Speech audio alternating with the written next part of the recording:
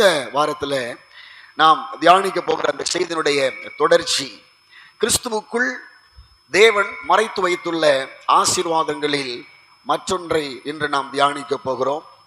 எபேசியரின் புஸ்தகம் 1ஆம் அதிகாரம் 7வது வசனத்திலே ஒரு ரகசியம் அல்லது மறைந்துள்ள ஒரு ஆசீர்வாதம் இருக்கிறது. அது முழு உலகத்திற்கும் மிக பிரயோஜனமானது. நம்முடைய வாழ்க்கைக்கு அநேக ஆசீர்வாதங்களை கொண்டு வருவதற்கு தேவையான ஒரு ஆசீர்வாதம். வாசிப்போமா? அவருடைய கிருபையின் ஐஸ்வர்யத்தின்படியே இவருடைய இரத்தத்தினாலே பாவ மன்னிப்பு ஆகிய மீட்பு இவருக்குள் நமக்கு உண்டாயிருக்கிறது. நாம் என்ன செய்தி எடுத்து பேசுகிறோம்? கிறிஸ்துவுக்குள் தேவன் மறைத்து வைத்துள்ள ஆசீர்வாதங்கள். கவனிங்க, அவருடைய என்பது பிதாவாகிய தேவனை குறிக்கிறது. பிதாவாகிய தேவனுடைய கிருபையின் ஐஸ்வர்யத்தின்படியே இயேசு கிறிஸ்துவின் இரத்தத்தினாலே பாவ மன்னிப்பாகிய மீட்பு இயேசு கிறிஸ்துவுக்குள் நமக்கு உண்டாயிருக்கிறது. இந்த வசனம் நமக்கு தெரிந்த ஒரு வசனம் தான். இந்த வசனத்தை நம்ம வாசிக்கும் பொழுது இதிலிருந்து நாம் என்ன ஒரு பெரிய ஆசீர்வாதத்தை கண்டுகொள்ள போகிறோம் என்கிற ஒரு எண்ணம் வரும். உங்களை எத்தனை பேருக்கு வந்திருக்கு? வாசித்தோன்னையே இது நம்ம எல்லாம் படிச்சு மனப்பாடம் பண்ண ஒரு வசனம் தானே, இதுல என்ன அப்படி ஆசீர்வாதம் இருக்கிறது அப்படிங்கிற மாதிரி நம்ம நினைக்கலாம். ஆனா இதுக்குள்ளதான் மொத்த ஆசீர்வாதங்களையும் தேவன் அடக்கி வைத்திருக்கிறார் என்பதை நான் இன்று உங்களோடு பேச விரும்புகிறேன். கிறிஸ்து இயேசுவுக்குள் தேவன் மறைத்து வைத்துள்ள ஆசீர்வாதங்கள் நம்ம பேசிக்கிட்டு இருக்கிறோம். இப்ப நம்ம எடுத்து பேசுற இந்த பாயிண்டுக்குள்ள பாவ மன்னிப்பாகிய மீட்பு என்பது கிறிஸ்து இயேசுவுக்குள் தேவன் மறைத்து வைத்துள்ள ஆசீர்வாதம். முழு உலகத்திற்கும் தேவையான பாவ மன்னிப்பாகிய மீட்பை இந்த உலகத்தை உண்டாக்கின தேவன் கிறிஸ்து இயேசுவுக்குள் மறைத்து வைத்திருக்கிறார். சரி, இப்ப இந்த பாவ மன்னிப்பாகிய மீட்புக்குள் இருக்கிற ஆசீர்வாதங்கள் என்ன என்பதை நம்ம இன்னைக்கு தியானிக்கலாம். ஏன்னா இன்னைக்கு அநேகர் பாவ மன்னிப்பாகிய மீட்பை தங்கள் வாழ்க்கையில அனுபவிக்கிறாங்களா என்பதே கேள்விக்குறியாக இருக்கிறது. பாவ மன்னிப்பாகிய மீட்பை நாம் பெற்றிருக்கிறோமா, அல்லது பாவ மன்னிப்பாகிய மீட்பை பெற்றவர்களுடைய அடையாளங்கள் எப்படி இருக்கும், பாவ மன்னிப்பாகிய மீட்பை பெற்றவர்களுடைய வாழ்வு எப்படி இருக்கும், அந்த கனியை வச்சுதான் பாவ மன்னிப்பாகிய மீட்பை நாம் பெற்றிருக்கிறோமா இல்லையா என்பதையே நாம் கண்டுகொள்ள முடியும். ஏனென்று அநேக கிறிஸ்தவர்கள் பாவ மன்னிப்பாகிய மீட்பை பெற்றிருக்கிறோம் என்று அவங்க நினைத்து கொண்டு வாழ்கிறார்கள். ஆனால் பாவ மன்னிப்பாகிய மீட்பின் ஆழமும் பாவ மன்னிப்பாகிய மீட்பின் ஆதாரமும் அவசியமும் அறியாதவர்களாக அறியாமையிலே வாழ்ந்து கொண்டிருக்கிற கிறிஸ்தவர்கள் அதிகம் பேர். ஒருவேளை நாம அதுல ஒரு ஆளா இருந்திருந்தோம் அப்படின்னா இன்னைக்கு ஆண்டவர் நம்மை அதிலிருந்து மீட்டு உண்மையாகவே பாவ மன்னிப்பாகிய மீட்புக்குள் கர்த்தர் நம்மை வழிநடத்தி செல்வாராக. பாவ மன்னிப்பாகிய மீட்பை பெற்றவனை எப்படி இனம் கண்டு கொள்ளலாம், பாவ மன்னிப்பாகிய மீட்பை பெற்ற ஒருவருடைய வாழ்வு எப்படி இருக்கும் என்பதை குறித்து நாம் தியானிக்கலாம். அதிலே முதல்ல 1 பேதுருவின் புஸ்தகம் 2ஆம் அதிகாரம் 3வது வசனம், நீங்கள் வளரும்படி புதிதாய் பிறந்த குழந்தையை போல திருவசனமாகிய களங்கமில்லாத ஞான பாலின் மேல் வாஞ்சையாயிருங்கள். இந்த வசனமும் நம்ம எல்லாருக்கும் தெரிந்த ஒரு வசனம்தான்.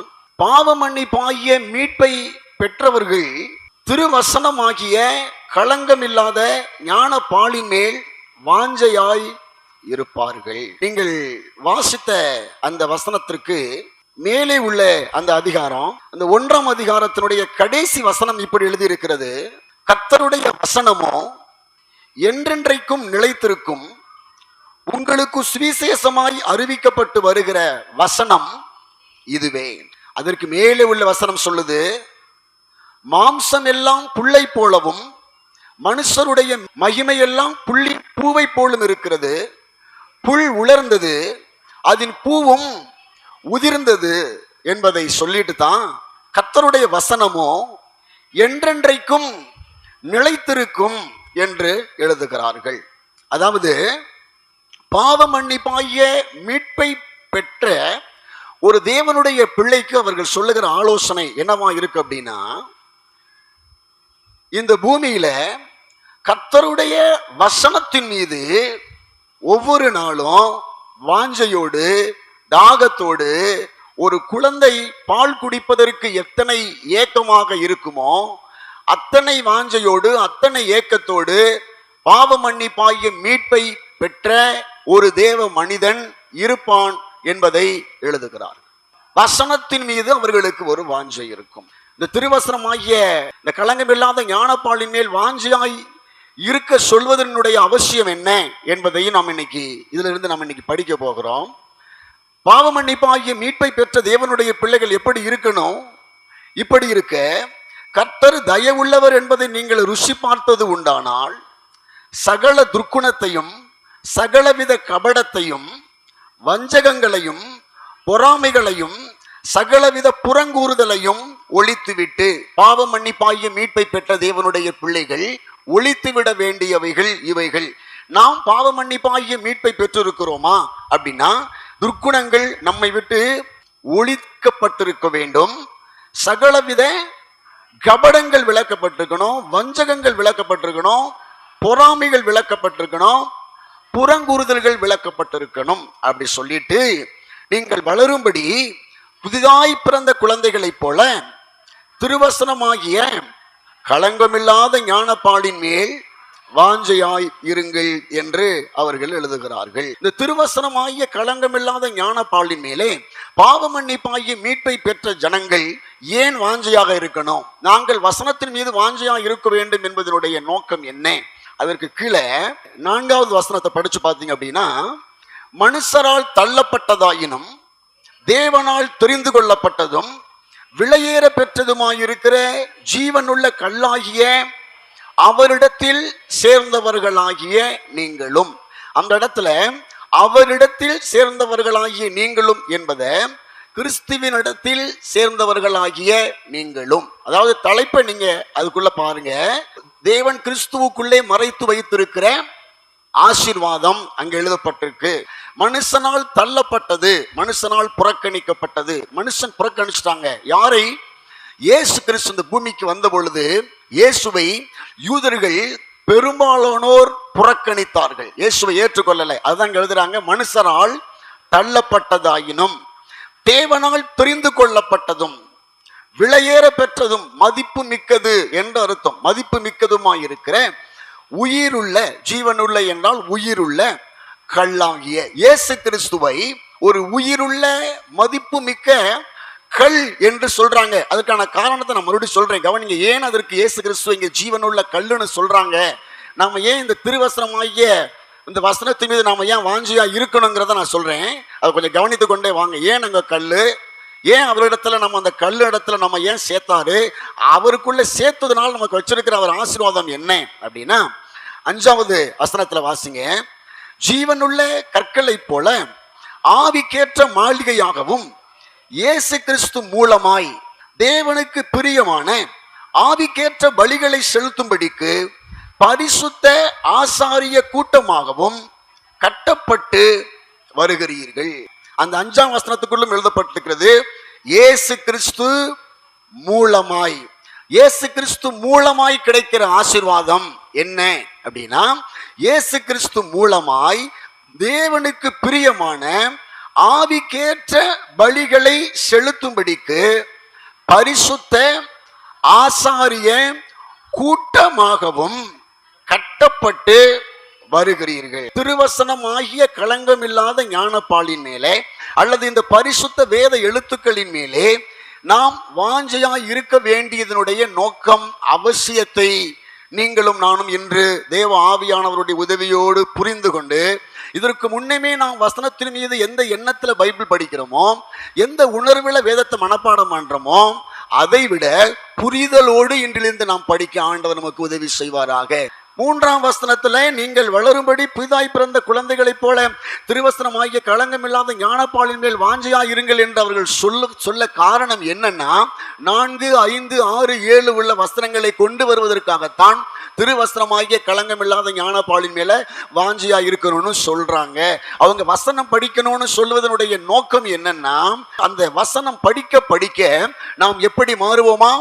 தேவனுக்கு பிரியமான ஆவிக்கேற்ற பலிகளை செலுத்தும்படிக்கு பரிசுத்த ஆசாரிய கூட்டமாக நாம் கட்டப்படுவோம். வசனம் படிக்க படிக்கதான் நமக்குள்ள பரிசுத்தம் உண்டாகும். இன்னைக்கு கிறிஸ்தவத்துக்குள்ள ஒரு பார்வை இருக்கிறது. இயேசுவை விசுவாசித்து விட்டாலே போதும், இயேசுவை நம்பி விட்டாலே போதும். கிரேஸ் டீச்சிங் என்கிற ஒரு டீச்சிங் இருக்கிறது. இயேசுவை விசுவாசித்தால் நீங்கள் பரலோகத்திற்கு சென்று விடலாம் என்று கள்ள உபதேசம் இருக்கிறது. அது இன்னைக்கு அதை நாடி தேடி தான் அது போன்ற ஆலயங்களுக்கு தான் மக்கள் ஆயிரக்கணக்காக போயிட்டு இருக்கிறாங்க. இன்னைக்கு ஆயிரக்கணக்கான மக்களை கொண்ட சபைகள் எல்லாம் பெரும்பாலும் இந்த கிரேஸ் டீச்சிங்கை தான் அவர்கள் பேசிக் கொண்டிருக்கிறார்கள். கிரியைகளினால் அல்ல, எல்லாமே கிருபையினாலே உண்டானது என்கிற ஒரு போதனை. நாம் ஒன்றும் செய்யல, அவர் எல்லாவற்றையும் சிலுவையிலே நமக்காக செய்து முடித்தார். ஆகவே அவரை நாம் விசுவாசித்தாலே நாம் பரலோகம் போயிடலாம் அப்படின்னு சொல்லி பேசுறாங்க. அவர்களுக்கு வசனத்தின் மீது வாஞ்சை இருக்காது. அவர்கள் வேத வசனத்தை படிக்க வேண்டும் என்கிற ஆர்வம் அவர்களுக்கு இருக்காது. வசனத்தை மனப்பாடம் செய்ய வேண்டும் என்கிற உணர்வெல்லாம் இருக்காது. அவர்களுக்கு தேவை ஆலயத்திற்கு வருவார்கள், ஆட்டம் போடுவார்கள், கர்த்தரை துதிப்பார்கள். இயேசு எனக்காக மரித்தார், அவ்வளவுதான், அதோட முடிஞ்சு போச்சு. ஆடி பாடி காணிக்க போட்டுட்டு இயேசு என் ஆண்டவர், இயேசு என்னுடைய ரட்சகர், நான் இயேசுவை வழிபடுகிறேன், இயேசுவை கும்பிடுறேன் அப்படின்னு சொல்லிட்டு போயிடறாங்க. இப்படிப்பட்ட கிறிஸ்தவர்களால் தான் தேசத்திலே உலக அளவிலே இயேசுவின் நாமம் தூசிக்கப்படுகிறது. இப்படிப்பட்ட கிறிஸ்தவர்கள் தான் இயேசுவுக்கு எப்படிப்பட்டவங்களா இருக்கிறாங்க? இயேசுவை கேவலப்படுத்துகிறவர்களாக, இயேசுவின் நாமத்தை கேவலப்படுத்துகிறவர்களாக இருக்கிறாங்க. பல்வேறு குற்ற பின்னணிகளுக்குள்ள இருக்கக்கூடியவர்கள் எல்லாம் இந்த கிரேஸ் டீச்சிங்குள்ள இருக்கிறவர்கள் தான். ஆனால் கிறிஸ்து இயேசுவுக்குள் தேவன் மறைத்துள்ள உண்மையான ஆசீர்வாதமே பாவ மன்னிப்பாகிய மீட்பு தான். அந்த பாவ மன்னிப்பாகிய மீட்பு என்கிற ஒன்று ஒரு மனிதனுக்குள் கிடைக்க பெற்றுவிட்டால் பாவம் மன்னிக்கப்படுவது மாத்திரமல்ல, அந்த மனிதனை நீதிமானாக நிறுத்துவது, இந்த பூமியிலே நீதிமானாக பாவம் இல்லாத பரிசுத்தமானாக வாழ வைப்பதுதான் தேவன் கிறிஸ்துவுக்குள்ளே மறைத்து வைத்திருக்கிற ஆசீர்வாதங்களிலே மிக முக்கியமான ஒரு ஆசீர்வாதம். உலகத்துல வேற எந்த தெய்வத்துக்குள்ளும், எந்த தெய்வத்தை வழிபடக்கூடிய மக்களுக்குள்ளும் இல்லாத ஒரு ரகசியம் இயேசு கிறிஸ்துவுக்குள்ளே மாத்திரம் தான் இருக்கிறது. இதை நாம் மிக தெளிவாய் புரிந்து கொள்ள வேண்டும். அல்லேலூயா. இயேசுவுக்குள் தான் தேவன் அதை மறைத்து வைத்திருக்கிறார். இதை இஸ்லாமிய ஜனங்களுக்கும் நீங்கள் சொல்லணும். இயேசுவுக்குள் தான் தேவன், அதாவது நீங்க நம்புகிற அல்லாஹ், அவர்களுக்கு ஆஸ்பல் சொல்வதற்காக நீங்க சொல்லும் பொழுது சொல்லலாம், நீங்கள் நம்புகிற அல்லாஹ், அதாவது தேவன், பிதாவாகிய தேவன் இயேசு கிறிஸ்துவுக்குள் தான் ஆசீர்வாதத்தை மறைத்து வைத்திருக்கிறார். இயேசு கிறிஸ்துவுக்குள் தான் பாவ மன்னிப்பாகிய மீட்பு இருக்கிறது. அந்த பாவ மன்னிப்பாகிய மீட்பை பெற்றுக்கொண்ட ஒரு மனிதன் இந்த பூமியிலே வாழும் பொழுது எப்படிப்பட்டவனாக வாழ்வார் என்று சொன்னால் நீதிமானாக இந்த பூமியில வாழ்வான். அதற்கு பின்பு அவன் பாவம் செய்ய உடன்பட மாட்டான், பாவத்திற்கு அவன் ஒத்து போக மாட்டான், பாவத்தை வெறுத்த ஒரு வாழ்க்கை வாழ்வான். கவனிங்க, ஏசாயாவின் புஸ்தகம் 1ஆம் அதிகாரம் 18வது வசனத்தை, வழக்காடுவோம் வாருங்கள் என்று கர்த்தர் சொல்லுகிறார். உங்கள் பாவங்கள் சிவேர் என்று இருந்தாலும் உறைந்த மலையை போல வெண்மையாகும், அவைகள் இரத்தாம்பர சிவப்பாயிருந்தாலும் பஞ்சை போல் ஆகும். இது பழைய ஏற்பாட்டில் உள்ள இயேசு கிறிஸ்துவை மையமாய் கொண்டதான ஒரு வசனம், ஒரு தீர்க்க தரிசன வசனம். உலக மக்களும் எல்லாருமே பாவிகளாக இருக்கிறாங்க. எல்லாரிடத்திலுமே சிந்தனையில பாவம் இருக்கிறது, எண்ணத்துல பாவம் இருக்கிறது. அதை தான் பவுல் சொல்றாரு, பாவிகளில் பிரதான பாவி நான் என்று சொல்வதற்கான காரணம் என்னன்னா, அதுதான் உணர்விலே எண்ணத்திலே பாவம் இருக்கிறது. அந்த உணர்விலே, எண்ணத்திலே, சிந்தையிலே, செயலிலே இருக்கிற எல்லா பாவத்தையும் நம் ஆண்டவராகிய இயேசு கிறிஸ்துவுக்குள்ள நம்முடைய பிதாவாகிய தேவன் வழக்காடி ஒரு தீர்ப்பை கொடுக்கிறார். அதுதான் இங்கே எழுதியிருக்கிறது, வழக்காடுவோம் வாருங்கள் என்று கர்த்தர் சொல்லுகிறார். பாவத்திற்கு எதிரான ஒரு வழக்கு, சாத்தானுக்கு எதிரான ஒரு வழக்கு. அந்த வழக்கை யாரை கொண்டு, யார் வழக்காடுகிறவராக இந்த பூமிக்கு வந்தது அப்படின்னா, இயேசு மனிதனுக்காக வழக்கறிஞராக, வழக்காடுகிறவராக பிதாவாகிய தேவனால் அனுப்பப்பட்ட ஒரு மகிமையான இரட்சகர். இயேசுவை கொண்டு பிதாவாகிய தேவன் மனிதனுக்காக வழக்காடி இருக்கிறார். அப்படி வழக்காடி அவர் சிலுவையிலே செய்து முடித்த அந்த வழக்கு தீர்ந்த பொழுது உண்டானது என்னன்னா, உங்கள் பாவங்கள் சிவேர் என்று இருந்தாலும், இது வந்து எதை குறிக்கிறது அப்படின்னு கேட்டீங்கன்னா, உங்கள் பாவங்கள் எவ்வளவு மோசமாயிருந்தாலும் என்று அர்த்தம். சிவேர் என்று இருந்தாலும், சிவேர் என்று சொல்லும் பொழுது அது ரத்தத்தை குறிக்கிறது. ஒரு நிறத்தை குறிக்கிறது. சிவேர் என்று இருந்தாலும், நீங்க எவ்வளவு பெரிய கொலைகாரனாக இருந்தாலும், அந்த நாட்களில் பழைய ஏற்பாட்டு காலங்களில் இஸ்ரவேல் ஜனங்கள் எங்க போனாலும் யுத்தங்கள் செய்வார்கள். தாவீதினுடைய கரம் எல்லாம் இரத்த கரை படிந்த கரம் என்று நாம் வேதத்தில் வாசிக்கிறோம். அதனாலதான் என்னவோ கர்த்தர் சாலமோனை கொண்டு கர்த்தர் ஆலயத்தை கட்டினார். உங்கள் பாவங்கள் எவ்வளவு பெரியதாக இருந்தாலும், நீங்கள் ஒரு மோசமான பாவம், நம்ம சொல்லுவோம் இல்லையா, சில பேரை பார்த்து நம்மளே சொல்லுவோம், இவங்க பாவங்கள்லாம் ஆண்டவரை மன்னிக்க மாட்டாருங்க அப்படின்னு நம்ம சொல்லுவோம். அப்படிப்பட்ட நபர்களாக இருந்தாலும் அப்படிப்பட்ட நபரையும் எப்படி மாற்றுகிறதாம்? உறைந்த மலையை போல வெண்மையாக, இரத்தாம்பர கலர்ல இருந்த ஒன்றை வெண்மை என்று சொல்லும் பொழுது அது வெள்ளை நிறத்தை குறிக்கிறது, அது பரிசுத்தத்தை குறிக்கிறது. அவைகள் இரத்தாம்பர சிவப்பு, அந்த நிறம் கீழே வந்துருச்சு, சிவப்பா இருந்தாலும் பஞ்சை போல மாறும். இயேசு கிறிஸ்துனுடைய அந்த கிருபை என்பது பாவத்தை மன்னித்து மீட்பு கொடுப்பது மாத்திரமல்ல, அந்த மனிதனை பஞ்சை போல வெண்மையாய் மாற்றுவது. அந்த கிருபை பாவத்தை மன்னிப்பது மாத்திரமல்ல, மனிதனை நீதிமானாக இந்த பூமியிலே வாழ வைப்பது, அல்லது பரிசுத்தவானாக பூமியிலே வாழ வைப்பது. இந்த பூமியில பரிசுத்த வாழ்க்கை வாழணுங்க. நான் இங்க எப்படி வேணாலும் வாழுவேன், இயேசு எனக்காக மரித்தார், நான் பரலோகத்துல போய் பரிசுத்தமாய் வாழ்ந்து கொள்வேன் என்பது அல்ல. இயேசு உங்களை பரிசுத்தப்படுத்தி இருக்கிறார் என்றால் பூமியில தான் நீங்க பரிசுத்தவான்களாக வாழணும். இல்ல, இயேசு நான் செய்த பாவம், செய்து கொண்டிருக்கிற பாவம், இனிமேல் செய்ய போகிற பாவத்திற்கும் சேர்த்து இயேசு மரித்தார் என்று சொல்லி கர்த்தரை நீங்கள் ஆராதித்து களி கூறுவீர்களே. ஆனால் அப்படி களி கூறவங்க இன்னைக்கு நிறைய பேர் இருக்கிறாங்க. செஞ்ச பாவத்துக்கும் சோத்திரம், செஞ்சுக்கிட்டு இருக்கிற பாவத்துக்கும் சோத்திரம், நாளைக்கு செய்ய போற பாவத்துக்கும் சோத்திரம். இயேசு எனக்காக எல்லாவற்றையும் அவர் செய்து முடித்தார் என்று ஆராதித்து கொண்டிருக்கிற வஞ்சகர்கள் இன்னைக்கு நிறைய நம்முடைய தேசத்துல கிறிஸ்தவர்கள் என்கிற போர்வையில குள்ள நெறிகளாய் அநேகர் வாழ்ந்து கொண்டிருக்கிறார்கள். நாம் அவர்களுக்கு, அப்படிப்பட்ட ஊழியர்களுக்கு, சபைகளுக்கு எச்சரிக்கையாய் இருக்க வேண்டியது அவசியம். நாம் தண்டனைக்குரியவர்களாக மாறி போவோம்.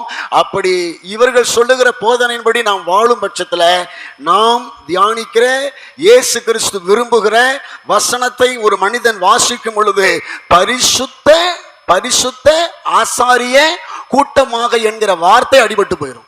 Total damage. பரிசுத்தமே இங்க பார்க்க முடியாது. பாவத்திலே நேற்று பாவம், போன மாசம் பாவம், இந்த வாரம் வரும் பொழுது பாவி என் மீது ஏன் இந்த அன்பு ஒன்றும் புரியலையே. போன வாரமும் இந்த வாரமும் பாவி என் மீது ஏன் இந்த அன்பு ஒன்றும் புரியலையே. அடுத்த வாரமும் பாவி என் மீது ஏன் இந்த அன்பு ஒன்றும் புரியலையே. நான் சொல்ல வர கருத்து புரியுதா? இந்த பாட்டை நான் டேமேஜ் பண்ணல. இந்த பாட்டு எங்கே பாடப்படணும்? ரட்சிக்கப்படாத ஜனங்கள் மத்தியில. அவர்களுக்கு முன்னாடி அந்த பாடலை பாடும் பொழுது நான் பாவி, என் மேல ஆண்டவர் அன்பா இருக்கிறாரு, எனக்காக அவர் ரத்தம் சிந்தினாரு, மரித்தாரு. அங்கேதான் அவர்களை உயர்த்தி அந்த பாட்டை வரிகளை பாட பாட அவர்கள் மீட்கப்படுவார்கள். சபை ஆராதனைகளை பாடும் பொழுது எப்ப பாடலாம்னு என்ன கேட்டீங்கன்னா, கம்யூனியன் சர்வீஸ்ல பாடலாம். ஏன் கம்யூனியன் சர்வீஸ்ல பாடலாம் நீங்க சொல்றீங்க அப்படின்னு கேட்டீங்கன்னா, கம்யூனியன் சர்வீஸ் என்பது எது? இயேசுனுடைய பாடுகளையும் அவருடைய மரணத்தையும் நினைவு கூறுவதற்காக நாம் செய்யப்படுகிற ஒரு, அதனால அப்பதான் நம்ம நினைக்கிறோம், இயேசுவே நீ என்னுடைய பாவத்திற்காக மரித்தீரே. நான் சொல்ற கருத்தை நீங்க புரிந்து கொள்ளுங்கள். ஏன்னா அப்பதான் நாம் தெளிவடைவோம். இல்லைன்னா நேற்று பாவம் செய்து விட்டு இன்னைக்கு வந்து சபையில நின்று பாவியன் மீது ஏன் இந்த அன்பு என்று பாடுவதில் எந்த விதமான என்ன கேட்டீங்கன்னா ஆவிக்குரிய வளர்ச்சியும் நாம் பார்க்க முடியாது. கர்த்தர் விரும்புகிற ஆசாரிய கூட்டமாய் நம்மால் மாற முடியாது. இந்த வசனத்தை இன்னும் கொஞ்சம் ஆழமாக நாம் தியானிக்கலாம். அதில் உள்ள ஒரு சில வார்த்தைகள், ஜீவனுள்ள கற்களை போல ஆவிக்கேற்ற மாளிகையாகவும் இயேசு கிறிஸ்து மூலமாய் தேவனுக்கு பிரியமான ஆவிக்கேற்ற பலிகளை செலுத்தும்படிக்கு பரிசுத்த ஆசாரிய கூட்டமாகவும். இந்த கூட்டம் அப்படிங்கிறத இன்னைக்கு நம்ம கொஞ்சம் தியானிக்க போகிறோம். கூட்டம் என்று சொன்னால் சமூகம் என்று சொல்லுவார்கள். ஒரு கூட்டமைப்பா இருக்கிறாங்க அப்படின்னு கேட்டீங்கன்னா அவங்க எப்படி சொல்லுவாங்க? ஒரு சமூகம் என்று சொல்லுவார்கள். இன்னைக்கு நம்முடைய இந்திய தேசத்துல அப்படி நிறைய சமூகங்கள் இருக்கிறது. நீங்கள் எந்த சமூகத்தை சேர்ந்தவங்க அப்படின்னு கேட்பாங்க. கேட்டிருக்கிறாங்களா அவங்கள? நீங்க எந்த சமூகத்தை சேர்ந்தவங்க? நீங்க எந்த ஜாதி பின்னணியை சேர்ந்தவங்க? இன்னைக்கு பாத்தீங்கன்னா இந்த சமூகம் என்கிற பெயர்ல தான் இன்னைக்கு மக்கள் வாழ்ந்து கொண்டிருக்கிறார்கள். இந்த வசனத்தை நாம் இப்படி யோசிக்கணும், இப்படி தியானிக்கணும், இப்படி எடுக்கணும்.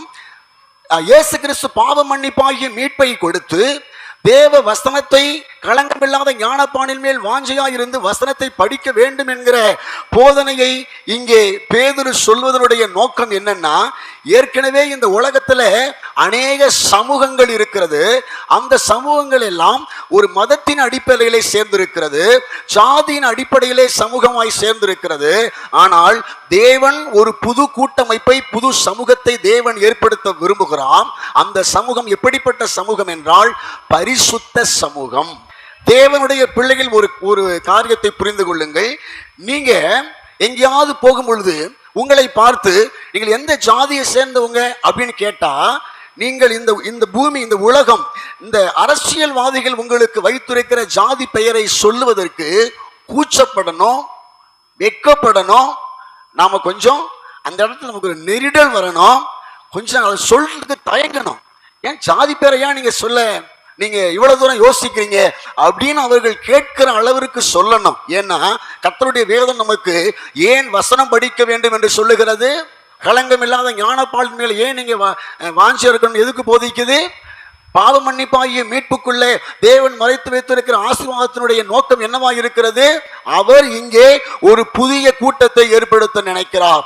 அவர் இங்கே ஒரு புதிய சமூகத்தை உண்டாக்க நினைக்கிறார். நான் என்னுடைய ஜாதி பெயரை ஒரு இடத்துல உயர்த்தி ஒருவேளை நான் பேசுவேனேயானால் நான் சொல்லுவேன், நான் பாவ மன்னிப்பாகிய மீட்பை பெற்றவன். சத்தமா அல்ல, பாவ மன்னிப்பாகிய மீட்பை பெற்றிருக்கிறோம் என்று நினைத்து வாழ்ந்து கொண்டிருக்கிறவர்கள் நிறைய பேர் இருக்கிறாங்க. ரட்சிக்கப்பட்டுட்டீங்களா அப்படின்னு கேட்டா, ஓ நாங்க ரட்சிக்கப்பட்டுட்டோம் அப்படின்னு சொல்லக்கூடிய நிறைய சபை மக்கள், அவர்களுக்கு வசன வாஞ்சையோ வசன புரிதலோ, வேதத்தை மெமரி செய்ய வேண்டும் என்ற எண்ணமோ, சத்தியத்தை கேட்க வேண்டும் என்கிற உணர்வோ, சத்தியத்தை ஆராய வேண்டும் என்கிற ஆசையோ, சத்தியத்தை தியானிக்க வேண்டும் என்கிற உணர்வோ அவர்களுக்கு இல்லாததுனாலதான் அவர்கள் இன்னமும் தேவன் இந்த உலகத்தில் ஏற்படுத்த நினைத்த ஒரு கூட்டத்துக்குள்ள அவர்களால் வர முடியல.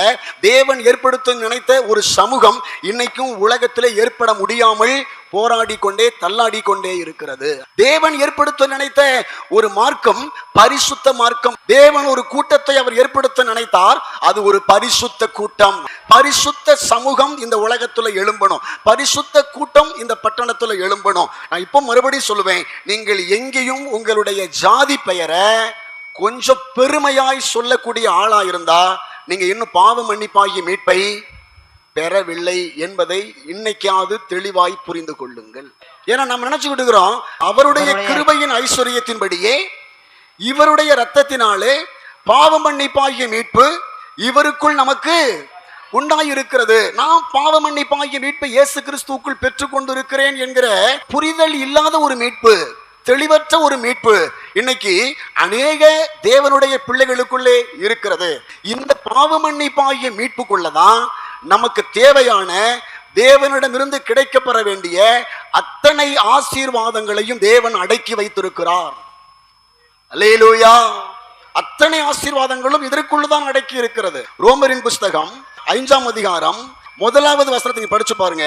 நம்முடைய கர்த்தராகிய இயேசு கிறிஸ்து மூலமாய் தேவனிடத்தில் சமாதானம் பெற்றிருக்கிறோம் என்று எழுதுகிறார்கள். இயேசு கிறிஸ்துவுக்குள் தேவன் மறைத்து வைத்திருக்கிற ஆசீர்வாதம் என்னன்னு கவனிங்க. நம்முடைய கர்த்தராகிய இயேசு கிறிஸ்து மூலமாய் தேவனிடத்தில் சமாதானம் பெற்றிருக்கிறோம் என்று எழுதுகிறார்கள். நீ கவனிங்க தேவனுடைய பிள்ளைகளே, தேவனிடத்தில் ஒரு மனிதன் சமாதானம் பெற்றிருப்பது என்பது, சமாதானம் பெறுவது என்பது அவருடைய கிருபையின் ஐஸ்வர்யத்தின்படியே இவருடைய இரத்தத்தினாலே பாவ மன்னிப்பாகிய மீட்பு யாருக்கெல்லாம் உண்டாகிறதோ அவர்கள் எல்லாம் தேவனிடத்திலே சமாதானம் பெற்றிருக்கிறோம் என்று அர்த்தம். தேவனிடத்திலே ஒரு மனிதன் சமாதானம் ஆயிட்டா தேவனிடமிருந்து கிடைக்கப்பெறக்கூடிய நன்மைகள் அந்த மனிதர்களுக்கு எந்த தங்கு தடை இல்லாமல் கிடைக்கும். உதாரணத்திற்காக நான் 1-2 விஷயத்தை உங்களுக்கு நீங்க புரிஞ்சுக்கிறதுக்காக நான் சொல்றேன். உங்க அப்பாவோட அல்லது உங்க அம்மாவோட நீங்க சமாதானமா இருந்தீங்கன்னா உங்க அப்பா அம்மாவுடைய ஆசீர்வாதங்கள் எல்லாம் உங்களுக்கு கிடைக்குமா? தங்கு தடை இல்லாம கிடைக்குமா? தாராளமா கிடைக்குமா? ஆனா உங்க அப்பா அம்மா நீங்க பகையா இருந்தா, அவங்க 4 பிள்ளை பெற்றிருந்தா எந்த பிள்ளை அவங்க அப்பா அம்மாவோட சமாதானமா இருக்குதோ அந்த பிள்ளைக்கு தானே செஞ்சுட்டே இருப்பாங்க. அந்த பிள்ளைக்கு தான் அவங்க அதிகமாய் கொடுப்பார்கள். தகப்பனோட சமாதானமாகிறதுக்கும் நம்முடைய வாழ்க்கைக்கு வரக்கூடிய ஆசீர்வாதங்களுக்கும் ஒரு தொடர்பு இருக்கிறது. இது பழைய ஏற்பாட்டுல வசனத்துக்கு போனீங்கன்னா நிறைய போகலாம். யாக்கோபு யோசேப்பு யாக்கோபோடு எவ்வளவு தூரம் ஐக்கியமாய் சமாதானமாய் இருந்தார். அதற்கு யாக்கோபிடமிருந்து யோசேப்புக்கு கிடைத்த அங்கிகள், அந்த பலவரண அங்கியாக இருக்கட்டும், அவருக்கு கிடைத்த மற்ற நிறைய காரியங்கள், அதுக்குள்ள நான் உங்களுக்கு லைட்டா உங்களுக்கு பிராக்டிகலா சொல்றேன். அந்த விஷயத்தை புரிஞ்சுக்கோங்க. இங்கே நான் வர்றேன்.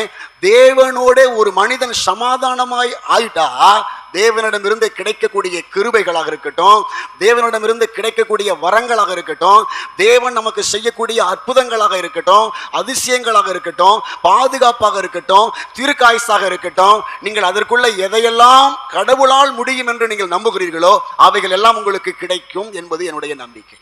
தெய்வீக சுகம் அதற்குள்ளே இருக்கிறது. நான் சொல்றேன், எனக்கு இந்த பலவீனம் இருக்கிறது பாஸ்டர், எனக்கு ஒரு கட்டி இருக்கிறது பாஸ்டர், இந்த கட்டி எனக்கு குணமாகுமா? நான் சொல்லுகிறேன், பாவ மன்னிப்பாகிய மீட்பை முதலாவது நீங்கள் பெற்று தேவனோட நீங்கள் சமாதானம் ஆயிட்டா தேவனால் உங்களுக்கு அந்த அற்புதத்தை செய்ய முடியும். இங்க நம்மகிட்ட என்ன பலவீனம்னா, நாம இன்னும் பாவ மன்னிப்பாகிய மீட்பையே ஒழுங்கு அடையவில்லை. பாவ மன்னிப்பாகிய மீட்பை குறித்த புரிதலே நமக்கு இல்லை. கிறிஸ்துவுக்குள், சபைக்குள், கிறிஸ்தவர் என்கிற பெயரிலேயே நாம் எப்படிப்பட்ட வாழ்க்கை வாழ்ந்து கொண்டிருக்கிறோம்? பாவ மன்னிப்பாகிய மீட்பு இல்லாத ஒரு வாழ்க்கை. நான் என்ன சொல்ல வர்றேங்கிறத புரிஞ்சுக்கோங்க. நான் பாவ மன்னிப்பாகிய மீட்பை பெற்றிருக்கிறேனா? பாவ மன்னிப்பாகிய மீட்பை பெற்றவனாக இருந்தா நான் தேவனோடு சமாதானமாக இருப்பேன். பாவ மன்னிப்பாகிய மீட்பை பெற்றவனாக இருந்தா நான் திருவசனமாகிய களங்கமில்லாத ஞானப்பாலின் மேல் அது இல்லல்ல. வேதத்தின் மீது வாஞ்சையுள்ள தேவ பிள்ளையா நீங்களும் நானும் இருக்கிறோமா? எல்லா வீட்லயும் வேதம் இருக்குல்ல, எல்லா வீட்லயும் பைபிள் இருக்குல்ல. எத்தனை பேர் நம்ம வசனத்தின் மீது வாஞ்சை இருக்கிறது நமக்கு? எத்தனை பேருக்கு வசன காதலனாக நாம இருக்கிறோம்? எத்தனை பேருக்கு பைபிளை ஆசையா படிக்கிறோம்? இப்ப நீங்க ஒரு சில பேர் நம்முடைய சபையில வசனம் பதிவிடுகிறீர்கள். அதுவும் எதற்கு பதிவிடு எனக்கு தெரியாது. ஒருவேளை பதிவிடாட்டா பாஸ்டர் அடுத்த வாரத்தில் சர்ச்சில் பேர் வாசிக்க மாட்டாரு, இல்ல நம்மளை எல்லாருக்கும் முன்னாடி சொல்லிடுவாருங்கிறதுக்காக நீங்க வசனம் படிக்கிறீங்களா? நான் சொல்லுகிறது போல, இன்றை நாம் தியானிக்கிறது போல, கர்த்தர் நமக்கு சொல்லி கொடுக்கிறது போல, நீ வசனம் தான் மாம்சம் எல்லாம் புல்லை போல இருக்கிறது, மனுஷனுடைய மகிமையெல்லாம் பூவை போல இருக்கிறது.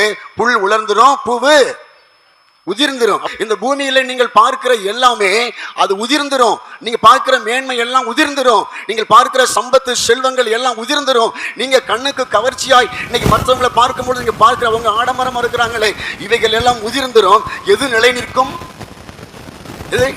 கர்த்தருடைய வசனமோ என்றென்றைக்கும், கர்த்தருடைய வசனம் தான் என்றென்றைக்கும் நிலைத்திருக்கும் அவர்கள் சொல்லுகிற அந்த ஆசையோடு வேதத்தை படிக்கிறவர்களாமா நாம இருக்கிறோமா? இல்லை என்றால் நாம் மாறிக்கொள்ளும். ஆசையாய் வேதத்தை படியுங்கள். அதுதாங்க இந்த வார்த்தை எப்படி ஒரு நமக்கு ஒரு தெளிவை கொடுக்குறாங்க. புதிதாய் பிறந்த குழந்தை, அந்த வார்த்தை எப்படி பதிகிறாங்க பாருங்க. புதுசா பிறந்த குழந்தைங்க, புதுசா பிறந்த குழந்தை தாய்ப்பாலை எப்படி குடிக்கும்? புதுசாய் பிறந்த குழந்தை தாய்ப்பாலுக்கு எப்படி ஏங்கும்? அது எவ்வளவு பெரிய ஆழமான கருத்தை அங்கே வைக்கிறாங்க, புரிஞ்சுக்கோங்க. நம்ம அந்த ஏக்கத்துல பைபிளை திறக்கிறோமா? நம்ம அந்த ஏக்கத்துல பைபிளை எடுக்கிறோமா? அந்த ஏக்கத்துல என்னைக்காவது பைபிள் எடுத்து வாசித்து சிந்திச்சு தியானித்து அதை மனப்பாடம் பண்ணி இருக்கிறோமா? அப்படி நாம் செய்யலையே, அப்படி நம்ம யோசிக்கலையே, அப்படி நம்ம நடக்கலையே, நம்ம அன்பு இல்லையே, வாஞ்சை இல்லையே. சாத்தான் இன்றைய கிறிஸ்தவர்களை எப்படி முடக்கிறான் பாருங்க. இயேசுவை விசுவாசிக்கிறியா? நல்லது. சர்ச்சுக்கு போறியா? போய்க்க. என்ன சர்ச்சுக்கு? எந்த சர்ச்சுக்கு வேணாலும் போ. சத்தியம் பேச, நல்ல சத்தியம் பேச சர்ச்சுக்கு கூட போ, அதெல்லாம் ஒன்றும் பிரச்சனை இல்லை. ஆனா அந்த சத்தியத்தை மட்டும் எடுத்துக்கொள்ளாது, அந்த சத்தியத்தை மட்டும் உள்வாங்கிக் கொள்ளாது, அந்த சத்தியத்தை மட்டும் நீ தினந்தோறும் சிந்தித்து விடாத, படிச்சிடாத. அப்படி நீ ஒருவேளை அந்த சத்தியத்தை நீ ஆழமா படிச்சுட்டீன்னா நீ தேவனோட சமாதானம் உள்ளவனாய் மாறி விடுவாய். அப்படி அந்த சத்தியத்துக்குள்ள நீ வந்துட்ட அப்படின்னு கேட்டீங்கன்னா தேவன் உன்னை எடுத்து பயன்படுத்த நீ அற்புதங்களை செய்கிற கருவியாய் மாறி விடுவாய்.